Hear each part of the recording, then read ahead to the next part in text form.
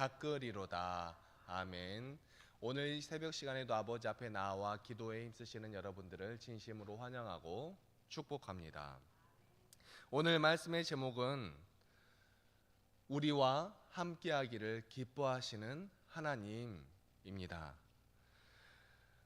오늘 우리가 함께 나눈 시편 85편은 남유다의 멸망과 함께 이방 땅에 포로로 잡혀갔던 이스라엘 백성들이 포로 생활에서 벗어나 고국으로 귀환한 것에 대하여 감사하는 찬양시입니다. 느헤미야, 학개, 말라기 등이 활동하던 그 시기에 고라자성 가운데 한 사람이 지은 그러한 것으로 보고 있는 그러한 시입니다. 다시는 돌아올 수 없을 것 같았던 고국으로 돌아오게 해주신 하나님의 은혜에 대한 감사와 황폐해져 버린 고국의 땅을 다시 회복시켜 주실 것에 대한 간구하는 간구와 하나님을 떠나지 않는다면 영원히 함께 해 주실 것이다 하는 하나님의 은총을 선포하며 하나님을 찬양하는 그러한 시입니다. 하나님을 떠나지 않는다면 하나님께서는 영원히 함께 해 주실 것이다 하는 그러한 믿음 가운데 있는 것이죠. 생각만으로 되는 것은 아닙니다. 우리의 삶으로 그것을 나타내며 살아가야 하지요. 세상에서 많은 유혹과 환난과 핍박이 있지만 그 가운데서 하나님을 의지하며 나아가는 것입니다. 시인은 1절과 2절의 말씀을 통하여 하나님의 돌보시며 용서하심을 바라보며 고백하고 있습니다. 여호와여, 주께서 주의 땅에 은혜를 베푸사 야곱의 포로된 자들이 돌아오게 하셨으며 주의 백성의 죄악을 사하시고 그들의 모든 죄를 덮으셨나이다. 셀라. 여러분, 여기서 셀라라는 말은 묵상하다 또는 찬양하다 라는 의미를 가진 단어입니다. 음악적인 요소인데 시편에 등장하는 그러한 단어이지요. 그래서 셀라는 읽어도 되고 읽지 않아도 되는데 읽지 않을 때는 그 의미를 가지고 잠깐 멈추었다 가는 것이 좋습니다. 그리고 읽어도 되고요. 아무튼 이 셀라라는 단어는 그 말에 동의합니다 라는 아멘의 뜻과도 약간 비슷한 성격을 가지고 있는 그런 단어입니다. 그런데 여기서 은혜를 베푸사의 원어를 살펴보면 기쁘게 여기다, 애정을 품다, 호의를 보이다 라는 뜻을 가지고 있습니다. 이 말은 자기가 낳은 자녀에 대한 부모의 깊은 애정을 나타낼 때 사용되는 그러한 단어이기도 합니다.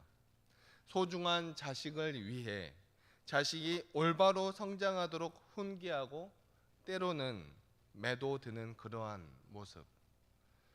오늘 본문에 담긴 하나님 아버지의 마음이 그러합니다. 너무나 사랑하는 이스라엘 백성들에게 훈계하고 매를 들어서도 돌아오지 않고 그렇게 불순종하자 하나님께서는 어떻게 하십니까? 하나님은 큰 결단을 내리십니다. 바로 이스라엘을 이방 민족에게 포로로 내어 주시는 것이지요.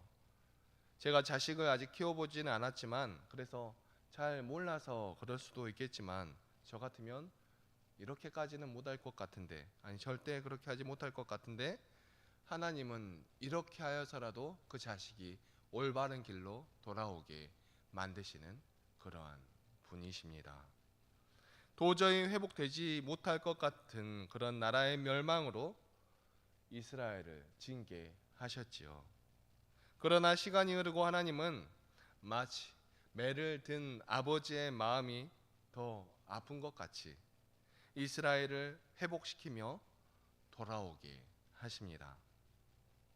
이스라엘이 미워서 이방의 포로로 끌려가게 하셨던 것이 아니라 오히려 이스라엘이 더욱더 하나님의 그 사랑을 깨닫고 온 천지의 만물의 주인이 하나님이심을 깨닫고 하나님의 그 사랑으로 하나님과 함께하며 하나님의 그 사랑을 증거하는 제사장 나라가 되게 하기 위하여서 포로로 끌려가게 하셨고 이후에 회복시켜 주신 것입니다.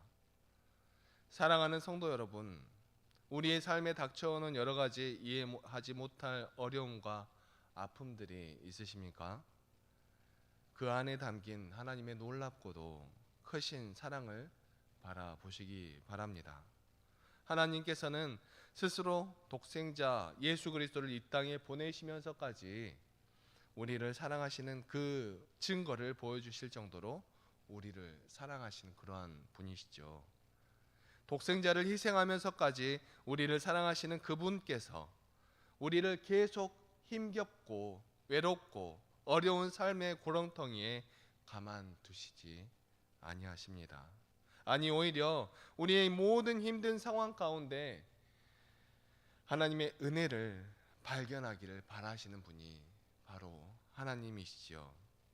나보다 나를 더 사랑하시는 하나님, 나보다 나를 더 이해하시는 하나님의 그 은혜와 손길을 바라보며 우리의 있는 상황 가운데서 그 사랑을 붙들고 일어나는 저와 여러분의 삶이 되시기를 간절히 소망합니다.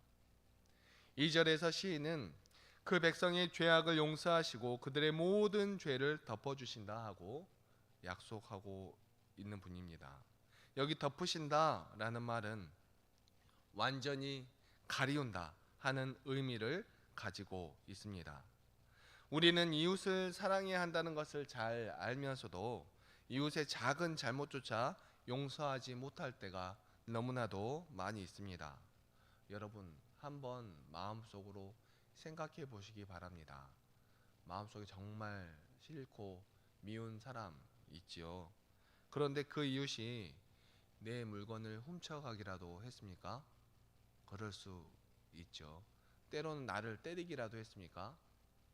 그럴 수도 있죠. 우리 집 망하게 하였나요? 물론 그럴 수도 있어요. 내 목숨을 위협하기라도 했습니까? 어쩌면 그랬을 수도 있어요. 그리고 때로는 내 자식을 죽게 만든 그런 사람도 있을 수 있습니다. 정말 가슴 아픈 일이죠. 이전에 사역하던 곳에서 그런 일이 있었습니다. 예배드리고 돌아가는 길에 아이가 죽었어요. 근데 그 아이가 다른 사람에게 죽은 게 아니라 그 교인의 차에 치여서 죽었어요. 그런데 그 교인은 여전히 교회를 다니고 그 자식이 죽은 그 엄마도 교회를 다녀요. 그렇게 슬프고 힘든 상황일 텐데도 그런데 기도로 부르짖으며 하나님께 나아가는 그 모습을 보며 가슴이 아팠던 때가 있었습니다. 물론 지금도 생각하면 가슴이 아프죠. 하지만 그럼에도 불구하고 그 사람을 미워하지 않으려고 노력하는 그 모습, 그 마음을 하나님께 올려드리며 다른 어떠한 것에서 이유를 찾으려 하기보다 하나님의 그 사랑 안에서 하나님의 사랑을 발견하기를 원하셨던 그 모습을 바라볼 때 나는 과연 저렇게 할 수 있을까? 그런 생각이 들었습니다. 그런데 여러분 한번 생각해 보시기 바랍니다. 내 마음속에 정말 미워 죽겠는 사람, 그 사람이 혹시 여러분의 자녀를 그렇게 하늘나라로 데리고 가버렸습니까? 때로는 그 사람이 나의 일이 잘 안 되게 하기도 했을 수도 있고, 때로는 내 사업이 망하게 한 사람일 수도 있고, 때로는 내 돈을 떼먹고 도망간 사람일 수도 있고, 때로는 나의 자녀의 목숨을 앗아간 그러한 사람일 수도 있지만, 그런데 그런 큰 경우가 아니라면 대부분 보통은 우리 마음에 그 사람이 마음에 안 들어서 싫어하는 경우가 많이 있습니다. 뭐 다른 이유가 있는 게 아니라 그냥 내 마음에 안 들어서 사람을 미워하는 경우가 있다는 말입니다. 물론 잘못된 행동을 했겠지요. 그런데 그 행동으로 나에게 엄청난 피해를 준 것도 아니고 내 자식을 천국으로 데려가 버린 것도 아닌데 그렇게 미워해지는 것이 사람입니다. 다들 아시죠? 그런데 우리는 그러한 것을 넘어서야 하는 사람들입니다. 하나님께서 그런 것을 넘어서서 아들을 주셨기 때문이지요. 보통은 그러한 길을 넘어서려고도 하지 않고 다들 이렇게 살아가는데 뭐 하고 살아갑니다. 하지만 만약에 하나님께서 우리를 향하여서 나도 너 싫어 라고 하면 어떻게 될까요? 우리에게 모든 것 주신 하나님의 그 사랑을 생각하며 우리도 우리의 삶 가운데 우리에게 작은 죄를 행한 우리의 이웃들 용서하며 품으며 감싸주려고 하며 나아가는 우리들 신앙인이 되었으면 좋겠습니다. 우리가 그렇게 하지 못하는데 어디 세상에 전쟁이 멈추라고 기도하고 어디 세상에 서로 이해하고 사랑하라고 기도하고 말이 되는 말입니까? 안 되는 말이죠. 그러나 하나님께서는 한번 용서해 주시겠다고 하시면 다시는 그 죄에 대하여서 묻지 아니하십니다. 그 은혜와 사랑으로 덮어 버리신다는 것입니다. 그러므로 우리가 진정으로 회개하였다면 우리는 그 죄에 대해서 자유함을 얻을 수 있는 것이지요. 하나님은 기억하시지 않으시는데 내 스스로 그 죄에서 자유함을 얻지 못하여 또 꺼내보고 괴로워한다면 하나님의 용서가 무슨 소용이 있겠습니까? 하지만 여러분 반드시 기억하셔야 합니다. 죄를 짓는다면 분명히 그 죄의 값은 지불해야 한다는 사실을 기억하셔야 합니다. 그러니까 죄는 무서운 것이고 죄 가운데 거하면 안 되는 것이죠. 이사야 43장 25절에 하나님은 이렇게 말씀하고 계십니다. 나는 나를 위하여 내 허물을 도말하는 자니 내 죄를 기억하지 아니하리라. 아멘. 사랑하는 성도 여러분, 우리가 반복해서 또는 새롭게 지은 죄는 분명히 하나님께 들고 나와 자복하며 회개하는 것이 마땅합니다. 그러나 이미 용서받은 죄를 가지고 반복해서 그 죄에 억눌려 살아간다면 하나님의 그 크고 놀라우신 용서하심과 사랑하심을 아무런 가치도 없게 생각하여 버리고 그렇게 만들어 버리는 것과 같습니다. 어리석은 행동이죠. 우리의 모든 죄를 십자가에서 도말하신 예수 그리스도의 그 사랑을 믿고 의지하며 바라보며 죄에서 자유한 삶을 살아가는 우리 믿음의 성도들이 되시기를 간절히 소망합니다. 4절에 보면 시인은 우리 구원의 하나님이여 우리를 돌이키시고 우리에게 향하신 주의 분노를 거두소서라고 간구하고 있습니다. 이스라엘이 다시 고국으로 돌아오자 그들을 맞이하였던 것은 완전히 짓밟힌 영토와 함께 황폐해진 예루살렘 성이었습니다. 어디 한 군데 온전한 곳이 없는 그 이스라엘의 회복을 간구하며 시인은 이렇게 고백한 것입니다. 우리가 살아가다 보면 이스라엘 백성들이 처한 이러한 상황과 같은 경우를 맞이할 때도 있지요. 구원의 놀라운 기적을 체험은 하였지만 여전히 힘겨운 우리의 주변의 상황들이 우리의 발목을 붙들고 넘어지기도 합니다. 부흥에 가서 은혜를 많이 받고 왔는데 삶으로 돌아왔더니 나에게 소리치는 남편, 바가지를 긁는 아내, 말 안 듣는 아들, 딸들, 그럴 때가 있지요. 그런 상황에 걸려서 넘어지지 말라 하는 것입니다. 분명히 하나님의 살아계심도 믿고 또 하나님의 역사하심도 믿지만 현실의 상황이 너무나 힘겨워 버티기가 힘들 때가 있다라는 것입니다. 그런데 그럴 때일수록 우리는 하나님의 분명한 뜻을 깨달아야 합니다. 하나님께서 이와 같이 모든 것을 한 번에 다 들어주시지 아니하시는 그런 특별한 목적이 있는 것입니다. 무엇일까요? 우리가 바로 삶을 살아가면서 계속하여 하나님을 의식하며 지속적으로 하나님을 향하여 부르짖고 하나님께 나아가기를 원하시기 때문입니다.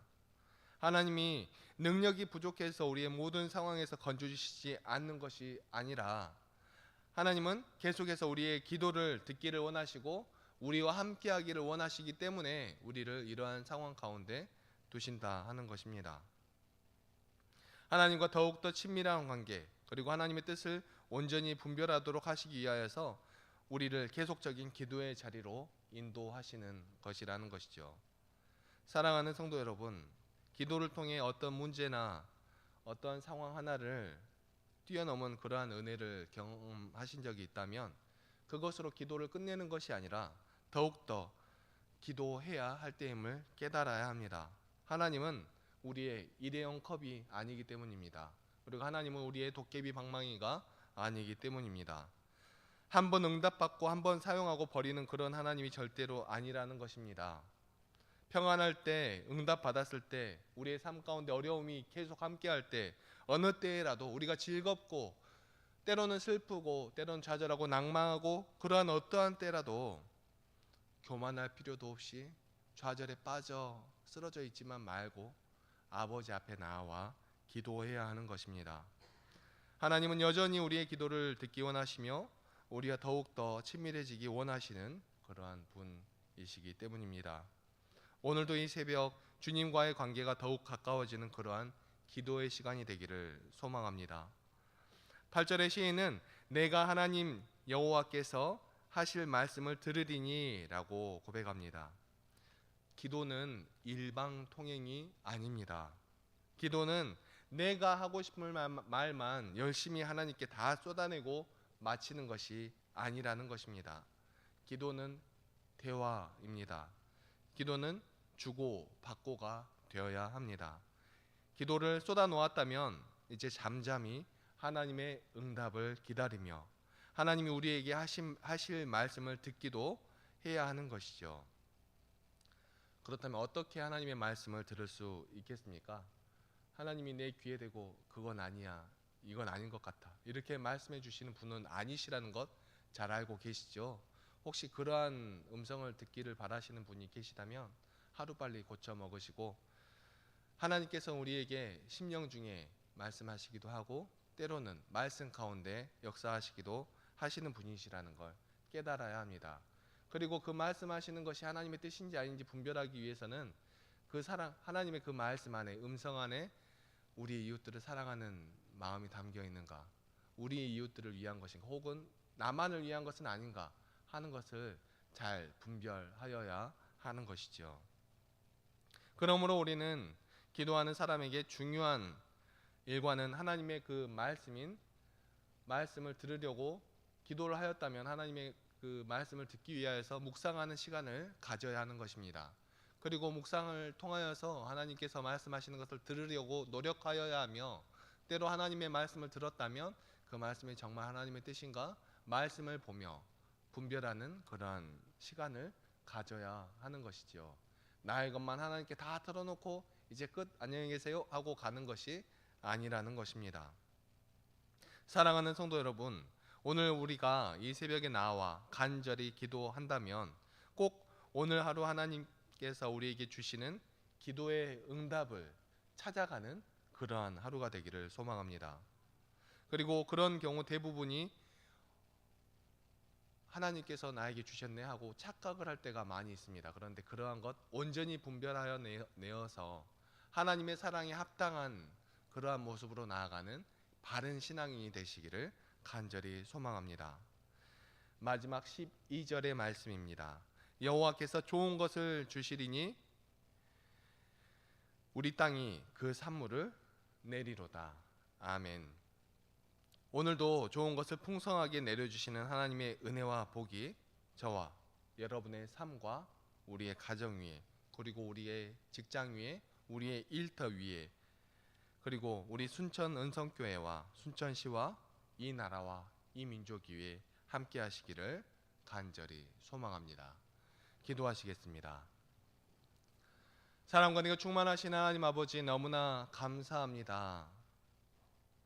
정말 하나님은 우리를 너무너무 사랑하셔서 우리가 세상의 다른 어떠한 헛된 것을 바라보며 나아가기보다 그러한 것을 바라보고 있는 것을 싫어하시며 하나님께 접붙임 바 되어 온전히 하나님의 곁에 머무르기를 원하시는 그 하나님, 하나님의 그 사랑을 깨닫고 하나님과 동행하기를 원하시는 그 하나님, 우리의 삶 가운데 하나님의 그 사랑을 실천하며 나아가기를 원하시는 하나님, 우리와 함께하기를 기뻐하시는 그 하나님, 그 사랑에 대해서 묵상하여 보았습니다. 하나님 그토록 우리에게 복을 주시기를 원하시고 그토록 우리에게 사랑을 주시기를 원하시는데, 우리 작고 연약한 이 무지몽매한 백성들은 하나님의 그 사랑이다라고 하면서 우리의 뜻대로 행할 때가 너무나도 많이 있었음을 고백합니다. 우리의 생각과 우리의 모습으로 나아가려고 할 때가 너무나도 많이 있었음을 고백합니다. 하나님, 그럴 때마다 하나님은 그 아픈 가슴을 누르시며 우리를 하나님을 바라보게 하기 위하여서 여러 가지 시련 가운데도 놓으시고 정말 여러 가지 상황 가운데 놓으시며 우리를 온전한 믿음 가운데로 나아오게 하여 주시니 너무나 감사합니다. 하나님, 우리가 우리의 모든 삶 가운데 하나님을 의지할 수 있도록 하여 주시고, 우리의 모든 삶 가운데 하나님을 바라볼 수 있도록 하여 주시고, 우리의 모든 삶 가운데 오직 하나님만 의지하며 나아가는 믿음의 백성들이 다 될 수 있도록 도와주시고 인도하여 주시옵소서. 그 사랑을 붙들며 나아갈 때마다 더욱더 하나님의 사랑을 증거하며 나아가는 믿음의 백성들 될 수 있도록 하여 주시고, 나의 생각과 나의 뜻과 나의 마음으로 행하기보다는 하나님의 그 사랑으로 행할 수 있는 귀하고 복된 믿음의 자녀들이 다 될 수 있도록 도와주시고 인도하여 주시옵소서. 오늘 이 시간 우리가 기도할 때마다 우리의 마음 위에 하나님의 그 사랑을 덮어 씌워 주시기를 간절히 소망하오며, 이 모든 말씀 사랑이 충만하신 우리 주 예수 그리스도의 이름으로 기도합니다. 아멘. 사랑의 충만하신 하나님